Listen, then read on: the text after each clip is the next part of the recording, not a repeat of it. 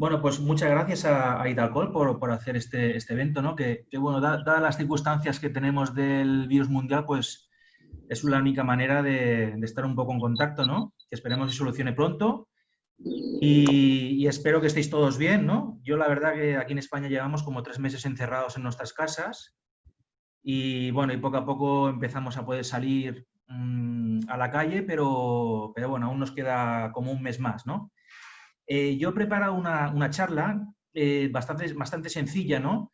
Yo creo que con las cosas básicas que se habla, tanto de por qué puedes tener una mastitis en una granja, qué cosas se pueden hacer para un poco de tener en cuenta, y luego algún aspecto del tema de tratamiento que se está hablando, ¿no? Luego, evidentemente, puede ser que algún aspecto que os interese, pues a lo mejor no lo he explicado suficiente, pues entonces luego en la ronda de preguntas, pues sin ningún problema podéis hacerlo, ¿no?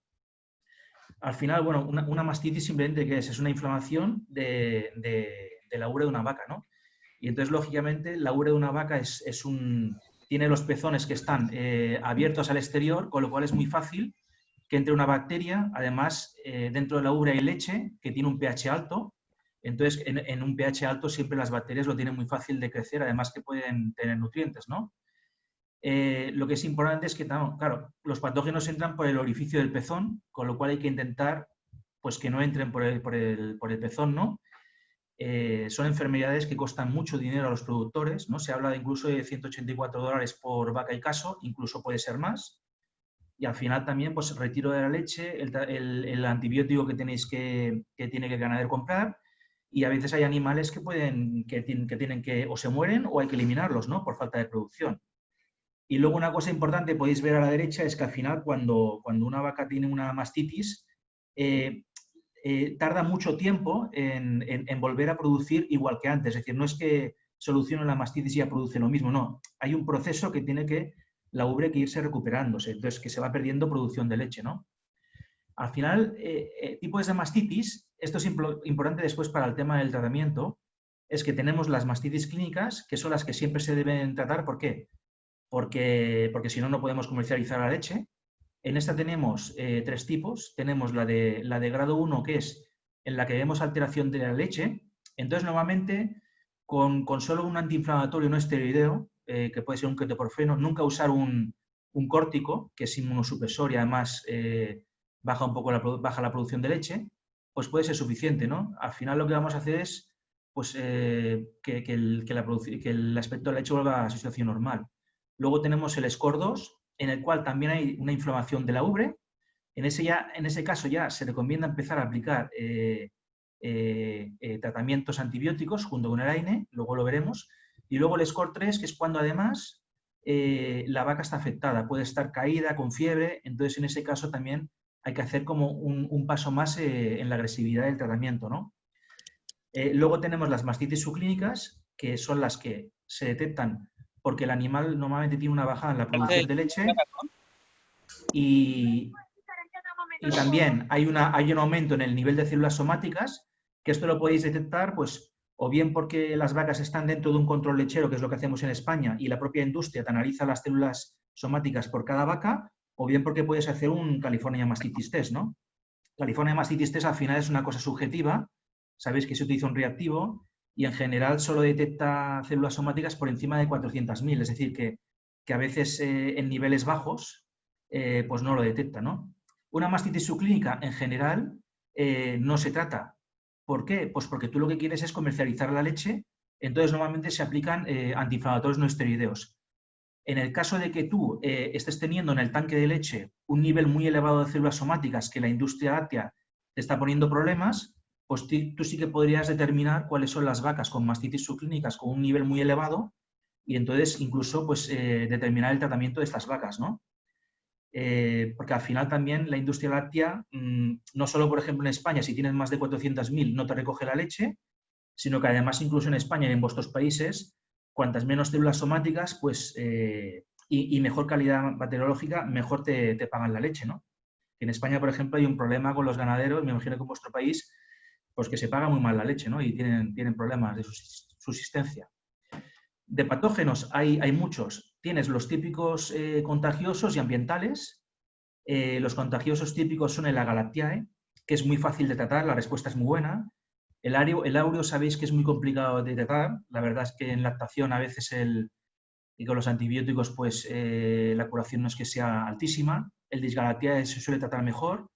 Luego tienes, por ejemplo, Mycoplasma bovis, Prototeca, que son algas que los antibióticos no funcionan. Y luego tienes los típicos ambientales como son el Uberis y Escherichia coli, incluso Serratia, ¿no? Escherichia coli y Serratia son gram negativos. Claro, esto es una clasificación que se hacía antiguamente, que hoy en día se ha visto que no es del todo cierta, porque tú puedes tener gram negativos, que ambientales a priori, que al final se convierten en crónicos y pasan a ser contagiosos. O incluso puedes tener un Disgalactiae, incluso se habla de un aureus, que podría estar en el ambiente. Es decir, que al final todos se pueden comportar de muchas maneras, ¿no? Luego tenemos los patógenos, los CNS, supongo que habéis oído hablar, que son los Staphylococcus coagulase negativo o no aureus, que bueno, que hay muchas opiniones, ¿no? En general, a no ser que no te den problemas, no se tratan.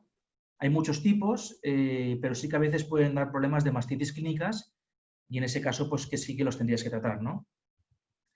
¿Qué es lo que pasa? No sé en vuestros países, pero en Europa sí que ha habido un cambio de patógenos. Es decir, antes los problemas principalmente eran de patógenos contagiosos, entonces se establecieron lo que se llamaban el plan de los 5 puntos para controlarlos, que consistía en que las máquinas de ordeño funcionen bien para que no estés dañando a los pezones, hacer el post-dipping, que es desinfectar la ubre después del ordeño, que es encaminado a controlar los patógenos contagiosos, el antibiótico de secado, muy importante, que luego lo haremos, tener un buen registro de los casos de mastitis clínicas, porque si no, no sabemos qué es lo que tenemos en la granja, y después hablaremos de que hay algunas vacas que no tienen solución y que hay que eliminarlas, las vacas crónicas. ¿Qué pasaba? Que con esto no se consiguió del todo reducir el nivel de mastitis clínicas y se dijo, bueno, ¿qué está pasando? Pues que realmente había una gran cantidad de mastitis que una vez que se controlaban los patógenos infecciosos, aumentaron los patógenos ambientales más típicos como Uberis y coli. Entonces, en ese caso, para controlarlo se estableció también el prediping. El prediping es la desinfección de la ubre antes del ordeño, porque claro, porque puedes tener que la ubre venga ya contaminada, ¿no? Y el tema del ambiente de la vaca es muy importante, ¿no? Una buena higiene. Es decir, que al final tenemos los ambientales, que es que están en el ambiente de la vaca, luego se contagian entre ordeños, lógicamente, hay que hacer el predipping, el antibiótico de secado, que es muy buena opción para proteger de la mastitis ambiental en el periodo de secado. Selladores internos, no voy a hablar mucho, pero sí que los selladores internos en Europa se están utilizando cada vez más, que es una... ¿Se oye? Sí, ¿no? Se oye bien, ¿no? Sí, señor. Ah, vale. Pues los selladores internos es una barrera física, pero que sobre todo se utilizan para proteger la vaca en el periodo de secado y los mejores resultados es combinados con el antibiótico de secado, ¿no? Luego tenemos estos normalmente los ambientales dan mastitis clínicas, la típica mastitis por coli, por serratia, y luego tenemos los contagiosos, que normalmente son mastitis, más casos subclínicos, por aureus, agalactia, etcétera, pero sí que lo malo que tienen es que dan un contagio de células somáticas muy, muy grande. Es decir, podemos tener vacas con millones de células somáticas, con lo cual la leche de esas vacas va al tanque y te puede dar problemas con la industria láctea, ¿no?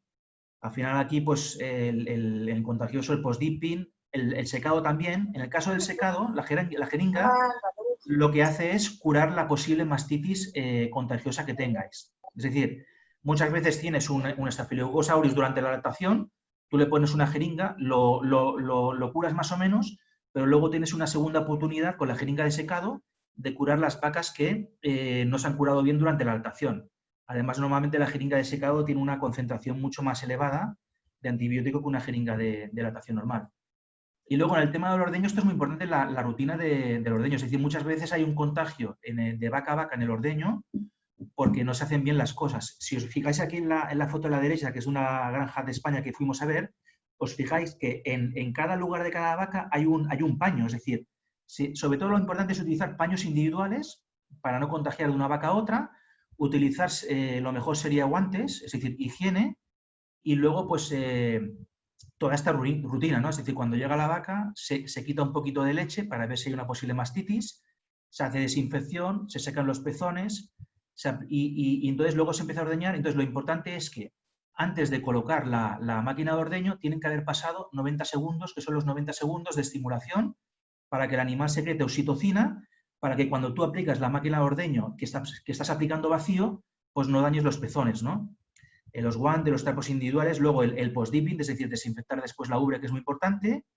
Las máquinas de ordeño, es importante de contactar con algún técnico que te verifique que el vacío es el correcto.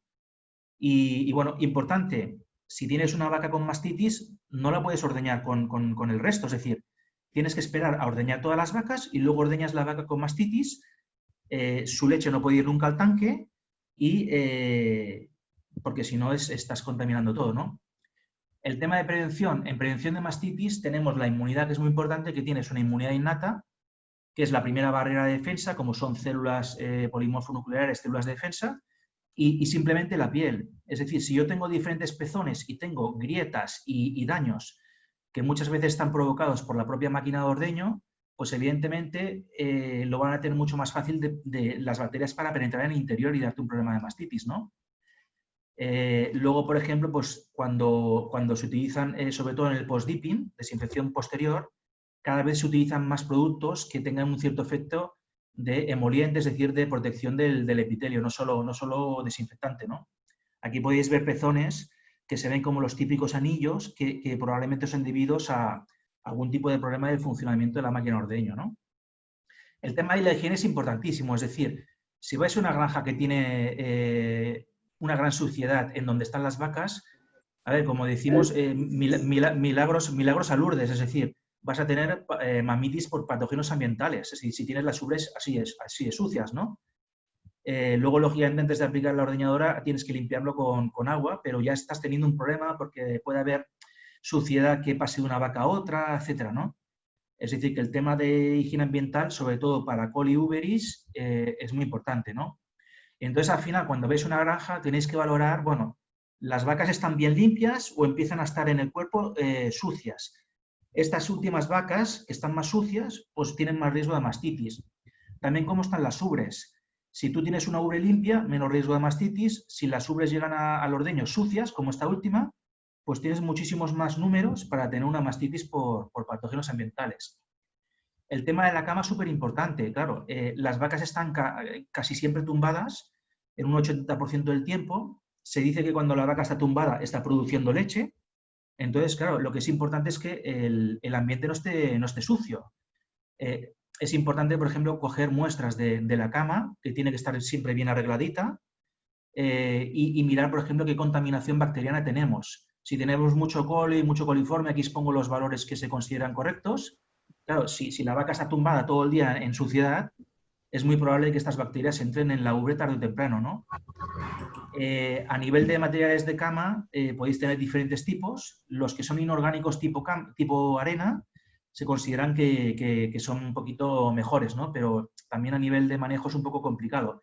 Y aquí os pongo lo que es el compostaje, que son granjas. Esta es una granja de España que es un sistema que funciona bastante bien, que del estiércol aquí producen gas, que lo venden como electricidad, y luego lo que hacen es que el estiércol lo apilan en montones, por debajo hacen pasar aire para que haya fermentación y con una sonda controlan el nivel de temperatura, con lo cual al final, esto se llama compostaje, está como si dijéramos estiércol, luego por el efecto del calor, como hacen un poco las granjas de pollo, tiene menos bacterias y es una manera de reducir sobre todo con mastitis y contagio de células somáticas.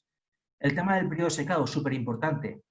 Siempre se habla de que tienes en el periodo de secado 2 periodos de mucho riesgo de aumento de infecciones intramamarias.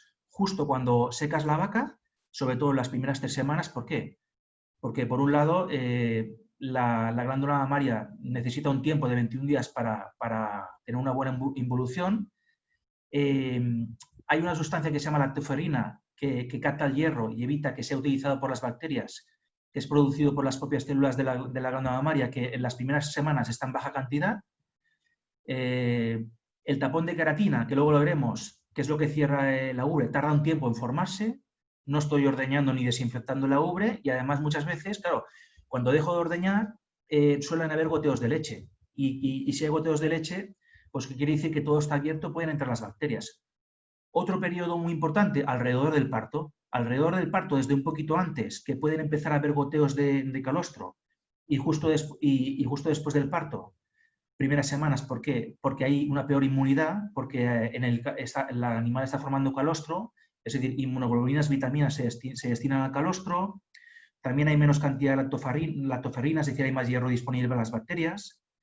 Normalmente el antibiótico de secado protege en el primer periodo, pero alrededor del parto normalmente los niveles terapéuticos no son suficientes. De hecho, se hace así pues, para que no hayan residuos en la leche, ¿no?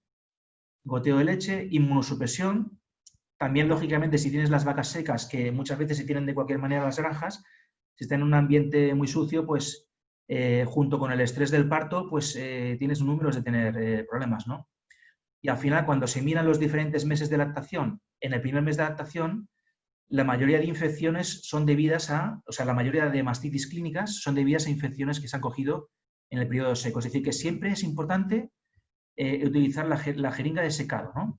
Y antes se debería hacer con higiene, con guantes, desinfectar los pezones antes. ¿Y qué permite la jeringa de secado? Permite curar vacas que lleguen al secado infectadas y luego prevenir, sobre todo en el primer periodo de secado. Lógicamente, se habla de los selladores internos que se pueden unir a la jeringa de secado y te hacen, pues, ¿qué es la ventaja del sellador interno? Pues que te llega normalmente, si es de buena calidad, hasta el parto, ¿no? Tiene que ser de buena calidad, ¿no? Porque algunos se ha visto que se caen antes, ¿no? Al final, pero la jeringa de secado, que yo creo que en algunas granjas no lo hacen mucho, te permite disminuir mastitis clínicas, menos contagio de células somáticas y al final esas ubres que no se han infectado en el periodo de secado siempre te van a producir mayor cantidad de leche. El tema del tapón de creatina, muy importante. Tarda aproximadamente unos 16 días en formarse, lo producen las propias células de la ubre.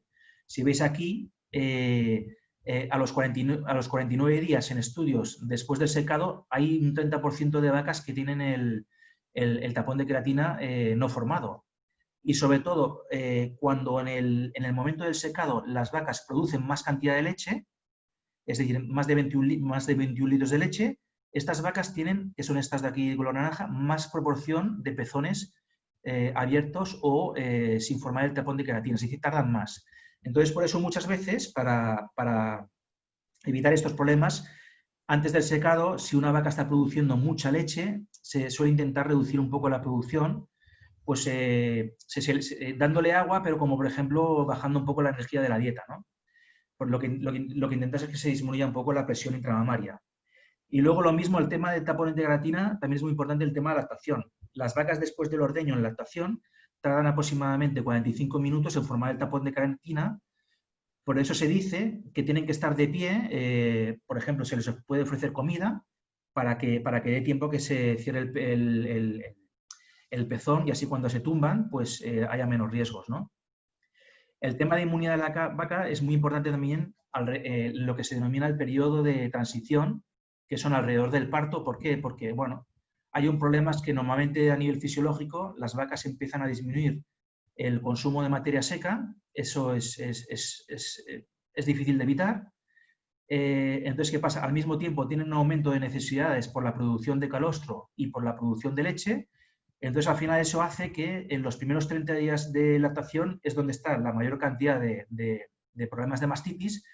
Y esto es debido porque al final el consumo de materia seca va retrasado respecto a las necesidades que tiene la vaca para producir leche, con lo cual hay un desfase, hay lo que se denomina un balance energético negativo, con lo cual la vaca empieza a movilizar grasa, que eso da problemas de aumento de nefas o ácidos no esterificados.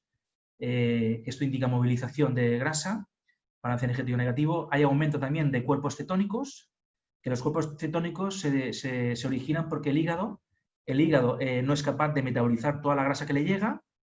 Aquí podéis ver, por ejemplo, que el hígado aumenta el flujo de sangre muchísimo, tiene que producir mucha glucosa para la producción de leche, es decir, que el hígado está sobrecargado. Entonces, por eso se habla de toda la serie de todas estas sustancias lipotrópicas ayudan mucho, ¿no?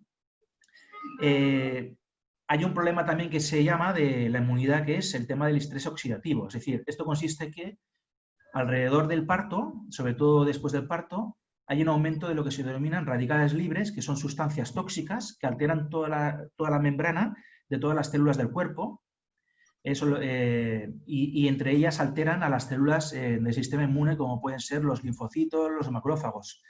Entonces, claro, se necesitan antioxidantes. Cuando hay un déficit de antioxidantes, que pueden ser, por ejemplo, sobre todo el zinc, el cobre, el manganeso, que ayudan a enzimas que eliminan estas sustancias tóxicas, como es la superóxido dismutasa, pues hay un problema. Por ejemplo, el selenio, ¿qué es lo que hace? Es muy importante porque ayuda a la glutatión peroxidasa, que también ayuda a eliminar radicales libres. La vitamina E, ¿qué hace? Estabiliza la membrana de las células de defensa y la vitamina A es proteger los epitelios. También el zinc es muy importante porque ayuda a formar también el tapón de queratina. Es decir, que el tema de la nutrición es muy importante para tener un buen sistema inmunitario. Porque al final el tema de mastitis es cuestión del equilibrio que hay entre la concentración de patógenos y el sistema inmunitario. Por ejemplo, aquí podéis ver un gráfico que si a medida que aumenta la cantidad de selenio, te bajan las células somáticas en el tanque de leche. Y hay una serie de recomendaciones de diferentes ingredientes pues que hay que respetar a la hora de formular, ¿no? Todo esto que hablábamos del aumento de cuerpos cetónicos y de nefas, ¿qué repercusión tiene? Pues que se sabe que producen una alteración del funcionamiento de las células de defensa, polimorfonucleares neutrófilos, que son la primera línea de defensa, que, como si dijéramos, les cuesta moverse y llegar al lugar de inflamación, con lo cual vacas tienen mayor cantidad de mastitis. O, por ejemplo, los nefas también se sabe pues, que producen una alteración en las células que tienen que dar lugar a la producción de inmunoglobulinas y las inmunoglobulinas disminuyen, con lo cual el sistema inmunitario se resiente, ¿no? Es decir, más mastitis. El tema de inmunidad tiene que también ver mucho con el tema del estrés. Es decir, yo tengo que intentar tener a las vacas lo más a gusto posible en la granja, con un buen diseño de cubículos, ver que les gusta estar bien dentro del cubículo, que no estén en el pasillo porque no les gusta el cubículo. Aquí podéis ver una foto que están pues, con una buena paja, una buena cama, están a gusto. Aquí podéis ver una foto pues, con un cepillador que se utiliza mucho en las granjas de España y si te fijas a las vacas, les encanta estar ahí cepillándose, ¿no? Eso les da confort. Al final tú tienes que ver que la mayoría de vacas están tumbadas en los cubículos rumiando en un 80%. Esto te indica pues, que están a gusto, ¿no? Al final todo el estrés, sabéis que produce corticosterona y la corticosterona produce una alteración en el sistema inmune. A nivel del tratamiento clínico, bueno, se sabe, por ejemplo, que a medida que avanza la lactación de la vaca, la tasa de curación es peor. ¿Esto qué quiere decir? Pues que las mastitis en una primera lactación hay que ser agresivos e intentar curarlas bien. Lo mismo, por ejemplo, que cuando tú tienes una mastitis en una lactación y has tenido una mastitis previa, pues la tasa de curación disminuye. Con lo cual, ¿esto qué quiere decir? Que tú, el primer mastitis clínica que tengas en la lactación, tienes que intentar curar bien a la vaca, ¿no? Porque si no, sabes que cada vez va a ser peor. Y luego lo que hablábamos de vacas incurables. Si yo tengo una vaca que en los últimos 3 recuentos de células somáticas ha tenido más de 700.000 células por mililitro, es decir, lleva 3 meses con contagios de más de 700.000 y ha tenido varios casos de mastitis clínica en la lactación y en el mismo cuarterón, pues muchas veces estas vacas se considera que son crónicas y muchas veces se eliminan. Claro, de este tipo de vacas deberías tener pocas, ¿no? Si tienes muchas, ahí hay un problema, ¿no? El tema de curación espontánea que se habla hoy en día, bueno, se habla de que yo puedo tener gram positivos y gram negativos en una mastitis. En el caso de gram negativos, sobre todo en el caso de coli, se dice que si el sistema inmune de la vaca es correcto, es capaz de eliminar de un 80 al 90% de las infecciones. En el caso de Klebsiella y Serratia, esto no es así, sobre todo la Serratia se tiende a cronificar mucho, casi siempre hay que tratarla. En el caso de los gram positivos, la curación espontánea no existe prácticamente, es decir, siempre hay que utilizar antibióticos en una mastitis clínica por gram positivos.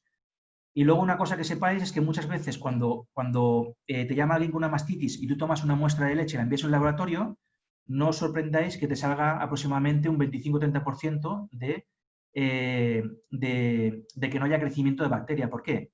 Porque muchas veces tú lo que ves en la mastitis es la reacción inflamatoria, pero el cuerpo ya ha eliminado cuando tú envías la muestra al laboratorio el patógeno, ¿no? Es decir que, bueno, por eso hoy en día se está diciendo pues, que si no tienes bacterias, que ¿por qué tienes que utilizar un antibiótico de adaptación, ¿no? Es decir, son cambios que están haciendo que sobre todo se habla mucho en Europa por el tema de uso radical, de uso racional de los antibióticos, ¿no? Lo que sí que está claro es que la mayoría de mastitis son por gram positivos, más de un 50%, con lo cual hay que utilizar antibióticos, ¿no? Otra cosa importante en el tema de gram positivos, sobre todo, por ejemplo, en aureus, en ambientales, en CNS, cuando tú aplicas jeringas intramamarias, a medida que tú vas aumentando más días de tratamiento, es decir, aquí podéis ver 0, 2 días, 5 días o 8 días de una jeringa intramamaria, podéis ver que la curación va aumentando. Es decir, esto se va viendo en los gram positivos. Y esto lo que se denomina es la terapia extendida con antibióticos intramamarios, ¿no? Es decir, que al final hay que ir valorando, es decir, normalmente el tratamiento de jeringas, sabéis que se aplican normalmente 3 jeringas, según el producto comercial pueden ser cada 12 horas o cada 24, pero claro, hay que ir valorando la curación, ¿no? Es decir, que en el caso, por ejemplo, de los gram positivos como aureus, muchas veces están a nivel interno en el tejido de la glándula mamaria, también el uveris. Por eso, esta es la razón de que muchas veces, al ser más intracelulares, a veces hay que aumentar los días de tratamiento intramamario, ¿no? Al final en la granja tienes que valorarlo. Oye, si con 3 jeringas se te cura bien, perfecto. Si no, que sepáis que a lo mejor hay que aumentar los días de tratamiento, ¿no? Depende un poco de la situación. Al final, una cosa que se está haciendo también en Europa es, como si dijéramos, hacer cultivos en granja, que son como unas placas que hay como de placas de Petri, ¿no? Y al final te dicen si tienes un gran positivo o un gran negativo en 18 a 24 horas, porque el laboratorio normalmente tarda 48 horas, tarda un poquito más. Y al final lo que se te dice es que, bueno, si yo tengo gran positivo, aplico tratamientos, antibióticos. Si tengo un gran negativo, pues a veces se prueba no usar jeringas intramamarias, pero con un gran positivo siempre, ¿no? Entonces, por eso os hablaba antes de los scores, ¿no? Es decir, en el score 1, que solo tengo alteración de la leche, muchas veces con solo un ketoprofeno es suficiente. El ketoprofeno, que es la ventaja que tiene, es que tiene 0 días de retiro en leche. Es decir, que yo puedo pinchar la vaca y la leche va a la industria, no hay problema, ¿no? El score 2, que hay también afectación de la ubre, hay que utilizar antiinflamatorios siempre, más una jeringa intramamaria. En el caso del score 3, que además tengo la vaca que está hecha polvo, tengo que utilizar un antiinflamatorio no esteroideo, un ketoprofeno, un intramamario y también un antibiótico intramuscular. Porque el antibiótico intramuscular, ¿para qué sirve? Cuando yo tengo una vaca que está tumbada, postrada con fiebre, quiere decir que tengo una septicemia. Entonces, el antibiótico intramuscular va a proteger la vaca, va a ayudar a recuperarse de esa bacteria que está por todo el cuerpo, ¿no? Por eso en el score 3 se aplica también un intramuscular. Y si os fijáis, siempre se aplica en cualquier mastitis un antiinflamatorio no esteroideo. En muchos estudios se ha visto que siempre la recuperación clínica es mucho mayor con un antiinflamatorio. Y además tenéis que pensar que la mastitis le da mucho dolor a una vaca. Entonces hay que un poco preocuparse cada vez más por el tema del bienestar animal de los animales, ¿no? Además no deja de haber un proceso inflamatorio, con lo cual siempre se va a ayudar al efecto de desinflamación, ¿no? Bueno, en el caso de, por ejemplo, de que tengo prototeca, que es una alga, levaduras o Mycoplasma bovis, los antibióticos se considera que no son efectivos. Es decir, que eso hay que tenerlo en cuenta, que si no haces estudios de laboratorio, pues puede ser que un antibiótico no te funcione pues porque tengas una prototeca, ¿no? Eso hay que tenerlo en cuenta. En el caso de gram negativos, si tienes grado 1 y 2, si es un coli, a veces se utilizan antiinflamatorios solo. En el grado 3 siempre también antiinflamatorio más intramuscular y a veces pues también hay que hacer fluidoterapia, ¿no? En el caso de una mastitis por Escherichia coli. Se habla que en caso de gram negativos, si tienes Klebsiella o Serratia es diferente, porque a veces sí que la curación espontánea no es tanta y hay que utilizar jeringas intramamarias, ¿no? Es decir, que depende un poco de la situación. Y luego el tema de curación espontánea por gram negativos es siempre que el sistema inmunitario de la vaca esté bien. Si tú tienes vacas con mala alimentación, pues probablemente incluso con gram negativos tienes que utilizar jeringas intramamarias, ¿no? Bueno. ¿Cómo se sabe? Bueno, aquí os pongo simplemente parámetros que podéis ver, ¿no? Es decir, normalmente tú mastitis clínicas por cada 100 vacas al año deberías tener como mucho 25 casos, es decir, 2-3 casos de mastitis clínicas por cada 100 vacas al mes. Si tengo más que esto, quiere decir que tienes un poco que mejorar, ¿no? Deberías tener, por ejemplo, en los primeros 30 días en leche menos de un 8% de mastitis, ¿no? O, por ejemplo, pues bueno, vacas infectadas en el primer control después del parto, pues menos de un 20%. Es decir, son parámetros que te pueden ayudar un poco a saber un poco si estás bien o tienes que ir mejorando, ¿no? El tema de mastitis en terneras, las terneras pueden tener mastitis si no han empezado a parir, pues sí, pueden tener mastitis. Y de hecho se sabe que en los primeros días después del parto, justo después del parto suelen tener más mastitis clínicas que una vaca adulta. Bueno, sobre todo en las 2 primeras semanas posparto, y puedes tener tanto patógenos contagiosos como Aureus discalate o ambientales como V. coli, ¿no? Incluso mastitis de verano, que luego veremos después, ¿no? Lo típico también es infecciones subclínicas por CNS, que es muy típico en las novillas y que, bueno, a veces no dan problemas y a veces te dan mastitis clínica, ¿no? Es decir, hay un poco dependiendo del tipo de CNS, ¿no? ¿Cómo se sabe si tienes un problema? Pues también hay una serie de parámetros. Si más de un 15% de las terneras tienen mastitis clínicas en los primeros días, en las primeras semanas después del parto, pues no estás yendo bien. O si entre los 10 y 35 días de lactación tienes más de un 15% de terneras con más de 150.000 células por mililitro, quiere decir que estás teniendo problemas en la ubre de esas novillas. Tienes que ver qué es lo que está pasando, ¿no? Claro, al final, una ternera no te devuelve la inversión que has creado hasta su segunda lactación, con lo cual, si tienes que eliminarla porque tienen mastitis problemáticas, pues estás perdiendo dinero. Aparte que, si tienen mastitis en los primeros inicios de lactación, normalmente durante toda la lactación suelen seguir teniendo, sobre todo, contagios de células somáticas muy elevados, es decir, y menor producción de leche, es decir, que es un problema, ¿no? ¿De dónde vienen las mastitis de las novillas? Bueno, a veces vienen porque tenemos muchas moscas. No estamos controlando bien las moscas van y pican en la ubre y transmiten Staphylococcus aureus, transmiten también Archaeobacterium, que es la mastitis de verano, te dan problemas. A veces puedes tener mastitis por micoplasma que te viene de problemas respiratorios que hay en las terneras. El micoplasma por vía sanguínea te puede llegar a la ubre y dar problemas. Porque tengas terneras con un ambiente muy contaminado, muy sucio, pues hay que tenerlo, pues como vemos aquí, utilizando cal, es decir, antes de meter terneras que esté bien limpio. Muchas veces se cometen errores de dar leche de vacas adultas, sobre todo con mastitis o vacas con células somáticas, a las terneras. ¿Qué pasa? Que las terneras cuando maman de esa leche, en la boca tienen esas bacterias y luego se chupan, sobre todo si están en grupo, entre ellas, y se van transmitiendo, por ejemplo, Uberis, Agalatea, etc. Es decir, que si yo quiero utilizar leche de vacas adultas, lo primordial sería pasteurizar la leche para reducir la contaminación, ¿no? Aparte que puedes transmitir para tuberculosis, que es una enfermedad bastante seria, ¿no? A nivel intestinal, ¿no? Se dice que, por ejemplo, antes del parto, 3 semanas antes del parto, podrías desinfectar con yodo los pezones de las novillas y te ayudaría a controlar sobre todo patógenos ambientales. Y luego, lo mismo que hemos hablado en vacas adultas, todo el tema de la nutrición, selenio, vitamina E, cobre, zinc, vitamina A, es muy importante en las novillas también. Es decir, vigilar qué correctores se están utilizando, intentar que no estén tampoco en balance energético negativo, que no estén movilizando grasa, que no tengas cuerpos cetónicos aumentados, porque si no todo esto te debilita el sistema inmune también, te aumenta los problemas de edema de ubre, que es un problema, que te puede favorecer la aparición de mastitis. Todos los problemas del parto, como pueden ser distocias, etcétera, pues también te pueden favorecer pues, problemas de mastitis, ¿no?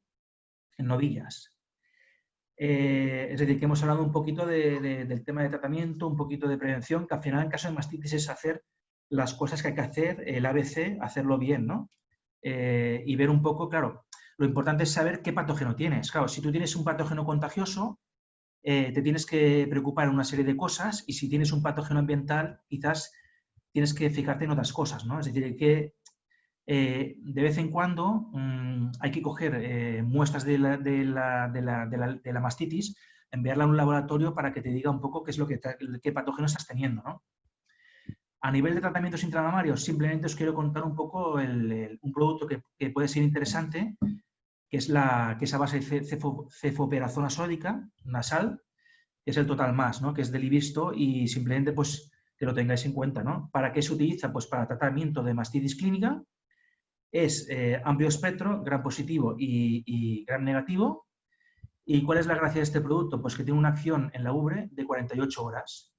Es decir, lo que te va a hacer es reducir la cantidad de jeringas que tienes que administrar en la ubre, porque con una sola jeringa te cubre 48 horas. Y la mayoría de las veces, con una sola jeringa ya estás haciendo un buen tratamiento de una mastitis. Evidentemente, lo que hemos hablado, si tú quieres hacer una terapia extensiva, pues puedes aplicar 2 jeringas separadas 48 horas. Pero pensar, claro, que aquí aplicas una sola jeringa, pero a lo mejor con otra jeringa tienes que aplicar 3 o por lo menos 2. Es decir, que reduces el estrés del animal, reduces el trabajo y también reduces el riesgo de que tú mismo, por mala higiene de la administración de la jeringa, estés introduciendo patógenos, ¿no? Es decir, que los productos de alargación son buenos, ¿no? Al final, ¿qué es la cefoperazona? Es una cefalosporina, que es un antibiótico del grupo de los beta-lactámicos. Los beta-lactámicos lo que hacen es que destruyen la membrana de las bacterias, uniéndose una serie de proteínas que son importantes para formar el peptidolicano. Y bueno, aquí tenéis diferentes tipos de cefalosporinas, que la cefoperazona es de la tercera generación, y las de tercera generación y la cuarta generación son las únicas que son resistentes a las beta-lactamasas. Las beta-lactamasas son unos enzimas que pueden producir las bacterias, que lo que hacen es que destruyen el anillo beta-lactámico de todos los beta-lactámicos. Entonces, ¿qué pasa? ¿Qué patógenos pueden producir mucho beta-lactamasas? Por ejemplo, tienes el Staphylococcus aureus y el Streptococcus suberis, muchas veces producen beta-lactamasa. Entonces, ¿qué pasa?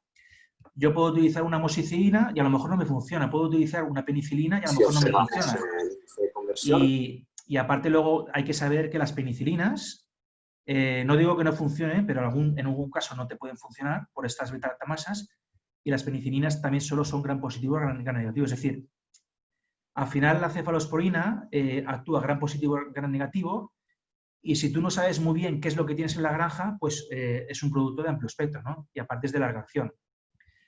Que sepáis que, bueno, pues que en estudios científicos está demostrado pues que cuando tú tienes una concentración mínima inhibitoria, que esto es la cantidad de antibiótico in vitro que se necesita para matar a las bacterias. Estas son pruebas que se hacen in vitro, ¿no? Cuando pone 90 quiere decir que mata al 90% de las bacterias que se han probado, ¿no? Esto lógicamente se utiliza. Pues en estudios se dice que en la ubre está el nivel de cefoperazona mínimo unas 48 horas o de 45 a 54 horas por encima de la concentración para matar la bacteria. Es decir, que no es una cosa que nos lo inventemos. Luego, ¿qué pasa? Que aunque tenga 48 horas de acción, una vez que está en la glándula mamaria, por sus características, a nivel sanguíneo hay muy poquita cantidad de antibiótico que salga de la ubre a la sangre, y esto hace pues, que el periodo de retirada tampoco sea muy, muy grande, ¿no? Y aquí pues otro estudio que, por ejemplo, por encima de la concentración para matar la bacteria estaba durante 54 horas en vacas con mastitis, de 40 a 54 horas. Es suficiente para un tratamiento. Y esto es lo que pasa, ¿no? Tenemos aquí una concentración para matar la bacteria, yo meto la jeringa, ¿qué pasa? Tengo inicialmente una concentración bestial de antibiótico, con el tiempo, lógicamente, va metabolizando, se va desapareciendo el antibiótico, y al final podéis ver aquí que en las 48 horas siempre tengo una concentración suficiente por encima de la necesaria para matar la bacteria. Es decir, que por eso es de amplio espectro, ¿no? Y al final esto es un poquito por las características del antibiótico, que bueno, que en la ubre simplemente está ionizado, es decir, que está separado en los componentes ácidos y bases, y esto hace que al estar ionizado no puede salir de la ubre, se queda ahí actuando, y aparte es un antibiótico bastante liposoluble que le permite pues, tener una cierta acción a nivel intracelular dentro de las células. Con lo cual pues, puede ir bien para casos de uveris y aureus, ¿no? Es decir, que tiene bastante efectividad, ¿no? Es decir, que bueno, es un producto que simplemente que lo tengáis en cuenta y que bueno, Gracias. cuando os hablen de mastitis, pues que lo recomendéis porque la verdad es que las cefalosporinas son muy buenos antibióticos, la verdad.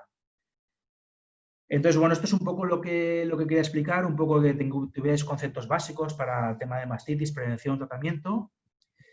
Y bueno, no sé si os ha quedado alguna duda o algún concepto que no haya explicado, pues me lo podéis hacer y miramos a ver si podemos responder. Bueno, Pues doctor muchas gracias por la Eduardo, atención. muchísimas gracias Sí.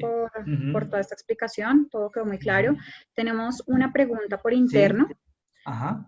donde nos dicen, en la mastitis Sí. hay una necesidad de ordeñar el cuarto afectado en forma más frecuente. En ese caso, Sí. pues hay que hacer ese tratamiento con un producto que dura 48 horas. Se Sí. elimina con ese ordeño frecuente como tal.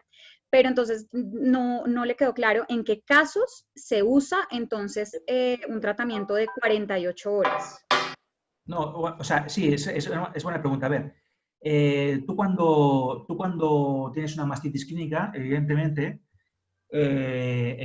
las bacterias están en la ubre y, lógicamente una de las cosas es que tú la vaca la tienes que seguir ordeñando porque, entre otras cosas, si la ubre se llena de leche, a la vaca le provoca dolor. Aparte que es una manera pues, de eliminar una cierta cantidad como si digamos, de bacterias. A ver, los antibióticos es verdad que se van eliminando, como si dijéramos, por un lado, porque una parte de antibiótico pasa a nivel intracelular, es decir, que deja de estar en la leche. Eso depende de si el antibiótico es más liposoluble o menos. Es verdad que una cantidad de antibiótico se pierde por la leche, por eso, lógicamente, tenemos un periodo de retirada, ¿no? que varía dependiendo de qué producto. Y eso es lo que causa de que, si vemos en esta gráfica, la cantidad de antibiótico va bajando con el tiempo, pero la acción de 48 horas en el caso de la cefoperazona ya está considerado en los estudios que el animal se sigue ordeñando, es decir, que dura 48 horas porque el animal se está ordeñando. Es decir, si el animal lo dejaras de ordeñar, probablemente el antibiótico estaría más de 48 horas en la ubre, ¿vale? Ok, listo. Tenemos acá otra pregunta. Cuando tenemos casos de verrugas en la ubre, ¿esto puede causar mastitis? ¿Cómo podemos controlarlo? Verrugas en la ubre. Sí. A ver, el tema de verrugas en la ubre, es verdad que en Europa no es que haya mucho problema de esto, porque yo creo que es más bien en países más de tipo de ambiente tropical, ¿no? A ver, las verrugas en la ubre pueden ser víricas, pueden ser víricas, ¿no? Las verrugas en la ubre, pues lógicamente, pues te pueden favorecer el tema de mastitis, pues porque te dañan lo que es el pezón, ¿no? La estructura del pezón. Entonces, aparte que hay algún tipo de producto que se vende en los agroservicios, que no me acuerdo que llevaban, que tiene efecto antivírico y tal, pues todo el tema de la higiene ambiental es importante, y yo creo el tema sobre todo de tener una buena desinfección de los pezones, ¿no? Que al menos, pues, si tienes una buena desinfección de pezones, todo lo que es la rutina del ordeño, pues te puede ayudar un poco a disminuir el tema de contagio entre vaca y vaca. Y luego el tema también, pues, del control de moscas, ¿no? Porque también las moscas, pues, te van a hacer un aumento de mastitis, ¿no? A nivel de la ubre. Ok, perfecto. Nos preguntan acá que qué experiencia ha tenido el doctor con la utilización de subnitrato de bismuto para la reducción de la presentación de mastitis en el periodo seco. Sí. Si la ha tenido, claro. Sí, mira, a ver, yo ese tema es un tema que no he hablado mucho, Como decía, el subnitrato de bismuto es prácticamente el ingrediente que se utiliza en los selladores internos, porque son los que existen. Si todos llevan subnitrato de bismuto, de subnitrato de bismuto. Entonces, en Europa una de las cosas que se está hablando es el tema, no sé si lo habéis oído hablar, es de la terapia selectiva de secado.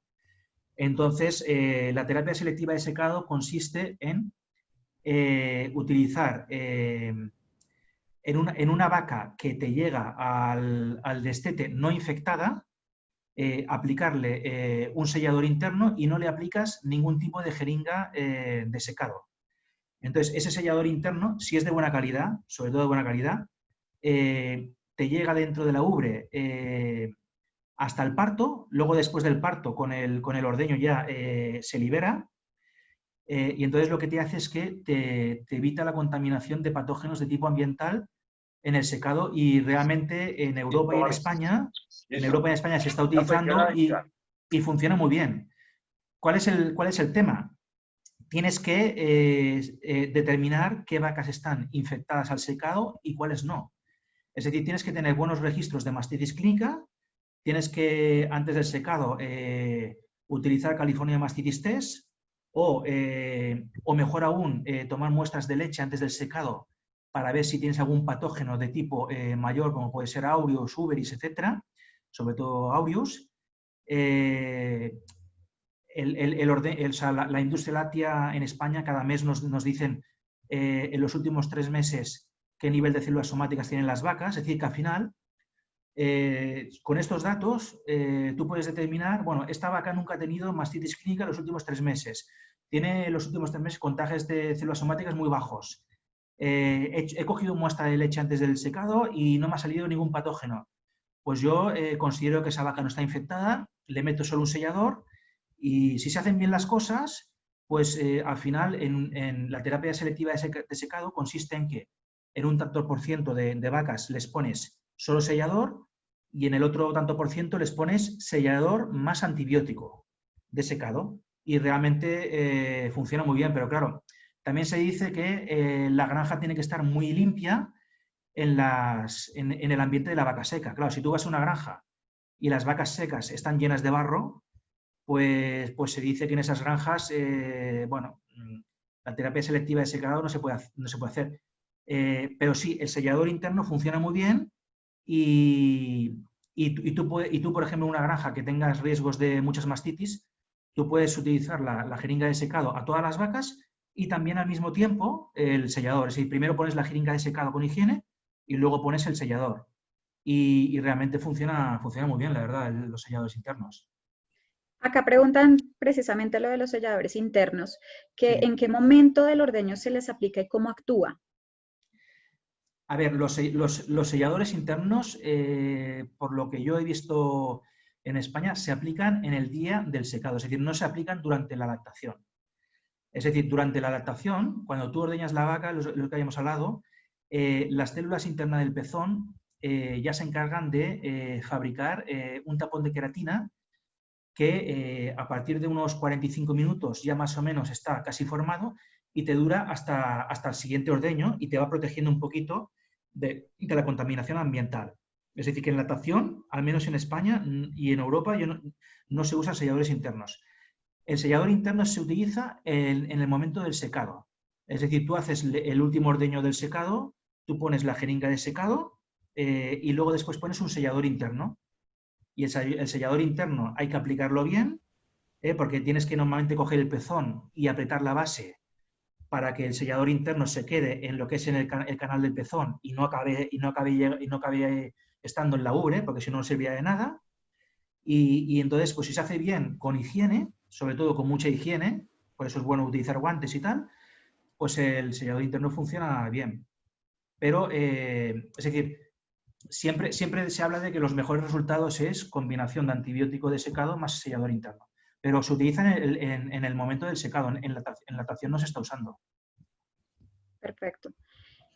La siguiente pregunta es, ¿qué pasa con los pezones ciegos en novillas? Si usted conoce las causas y el tratamiento para estos pezones ciegos.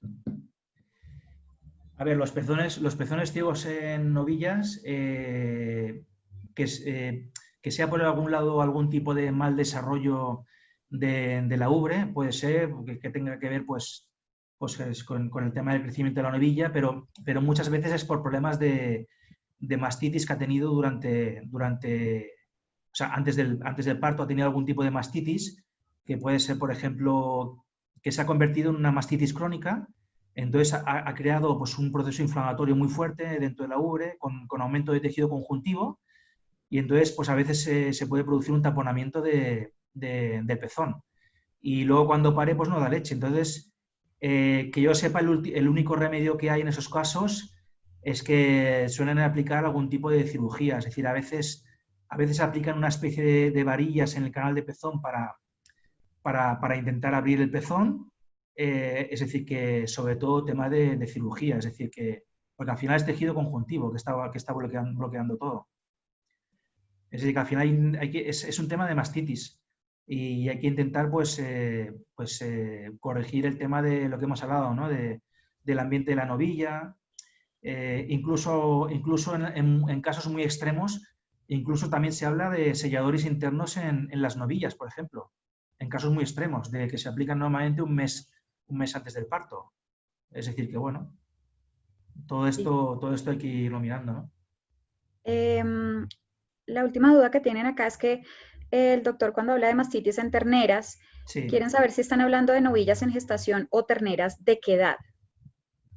Bueno, o sea, mastitis en terneras estoy hablando sobre todo, o sea, una novilla que cuando hace su primer parto, tú en los primeros días después del parto o en las primeras semanas tú ves que está desarrollando una mastitis clínica. Entonces, eso quiere decir que durante el crecimiento de la mastitis, la ubre se ha ido contaminando con bacterias. Entonces, ¿qué pasa? Que la ubre cuando la novilla va haciendo antes del parto el desarrollo de la glándula mamaria, claro, esa ubre ya estaba contaminada con mastitis y al final, claro, esas bacterias acaban estando dentro de la ubre y dentro del calostro y dentro de la futura leche. Entonces, por eso pues, luego se manifiesta con una mastitis clínica. Me refiero a eso, ¿no? Entonces, por eso hay que ir mirando un poco todo el tema de higiene de las cuadras en las terneritas, en los primeros meses de vida, el control de las moscas. El control de las moscas, sobre todo, te va a afectar en los meses antes del parto, ¿no? Que es cuando pues, bueno, vas a tener más riesgo de que entren los patógenos en la ubre, ¿no? Un poco me refería a eso, ¿no? Bueno, listo, doctor. Pues al parecer no Ujú, hay más preguntas, dudas con respecto a esto. Queremos darle ujú. infinitas gracias No, gracias a eh, vosotros. por su tiempo. Ujú. Recuerden nuevamente que este producto lo tenemos nosotros en Laboratorios Agrofarma Sí. para comercializar acá en Ujú, Colombia. ujú. Entonces, de pronto, doctor, si usted nos quiere regalar su correo electrónico por si de pronto alguna Sí. persona tiene dudas. Sí, no, o sea, cualquier inquietud que tengáis, el tema de mastitis, pues bueno, pues le mandáis un correo a Lina y ya me lo envía a mí y bueno, y a ver, todo el mundo tiene que ser humilde, yo también soy humilde, ¿no? Es decir, que me podéis preguntar algo que yo no sepa, pero bueno, como en la empresa también estamos en contacto pues con consultores de mastitis, de calidad de leche en España, que al final también saben mucho, pues si nosotros no lo sabemos, pues les consultaremos a ellos y os enviaremos la respuesta. Es decir, que estamos para ayudaros, ¿no? En lo que necesitéis. Claro que sí, igual estamos atentos a todos los clientes que estén interesados en el tema para que acudan a sus gerentes de ventas como tal de Laboratorios Agrofarma y con mucho Ujú, gusto nosotros también rediremos si no podemos darle respuesta al doctor Eduardo Marcuello. Muchísimas gracias a ujú. todos por su tiempo. Gracias, doctor, Muchas por gracias a todas las vosotros. aclaraciones. Que Ujú. tengan un muy buen día.